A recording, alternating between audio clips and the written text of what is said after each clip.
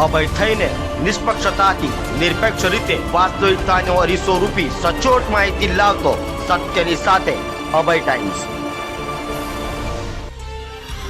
અમેરિકામાં ડોક્ટર બનેલી મહિલા સાથે મિત્રતા કેળવી તેના ફોટા મેળવી વાયરલ કરવાની ધમકી આપી કરોડો પડાવનાર આરોપીએ વધુ 7 જેટલી દીકરીઓને શિકાર બનાવી હોવાનું સામે આવ્યું છે। અમેરિકામાં ડોક્ટર બનેલી મહિલાને બ્લેકમેલ કરવાનો મામલો આરોપી ગુરુપ્રસાદ અપ્પા નાયડુ વિરુદ્ધ હૈદરાબાદના પોલીસ સ્ટેશનમાં કુલ ₹32 લાખ છેતરપિંડીની ફરિયાદ નોંધાવાઈ છે। આ પહેલા સુરત સાયબર સેલ દ્વારા ગત 26 સપ્ટેમ્બર 2024ના રોજ ચેન્નાઈ ખાતેથી આરોપી ગુરુપ્રસાદની ધરપકડ કરી હતી।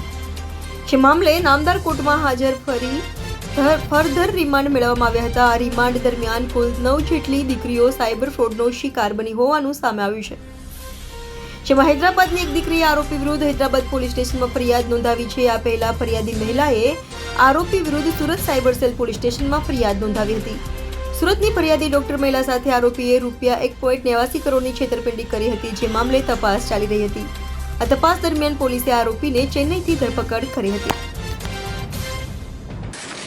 ફિગ્મા નામની એક એપ્લિકેશનનો એ સ્ક્રીનશોટને બેંક બેલેન્સને ચેન્જ કરવા માટે સ્ક્રીનશોટનો એડિટ કરવા માટે ઉપયોગ કરતો હતો। આ ઉપરાંત માય ટેલ્સ્ટ્રા, ન્યુમેરો, માય ઓપ્ટસ જેવી અલગ અલગ એપ્લિકેશનનો યુઝ કરીને એ પોતાના વર્ચ્યુઅલ નંબર અલગ અલગ ક્રિએટ કરતો હતો, જેનાથી એ ભોગ બનનારાનો સંપર્ક કરતો હતો। આ ઉપરાંત પ્રોટોન VPN એપ્લિકેશનનો પણ યુઝ કરીને પોતાનું લોકેશન ભારતમાં નહીં પરંતુ બહારની કન્ટ્રીમાં બતાવતો હતો। અને આરોપીના મોબાઈલમાં ફેક GPS નામની એપ્લિકેશન પણ મળી આવેલ છે।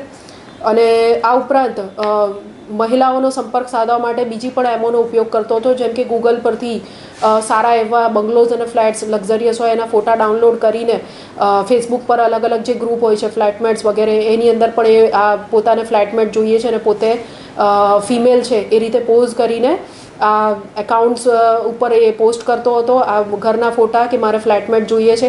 એ મારફતે જે છોકરીઓ તેના સંપર્કમાં આવે એમને કોઈ ફ્લેટ વગેરે ન બતાડે અને એના પછી એનો સંપર્ક સધાય પછી નાણાકીય મદદ કરવા માટેનું તૈયારી બતાવતો અને સાથે સાથે પછી એ પૈસા આપવા માટે પણ લોન પ્રોસેસ કરાવવા માટે મારે પૈસા જોઈશે, આટલો ટેક્સ લાગશે, એ રીતના પણ એણે અલગ અલગ ફ્રોડ કરેલ છે।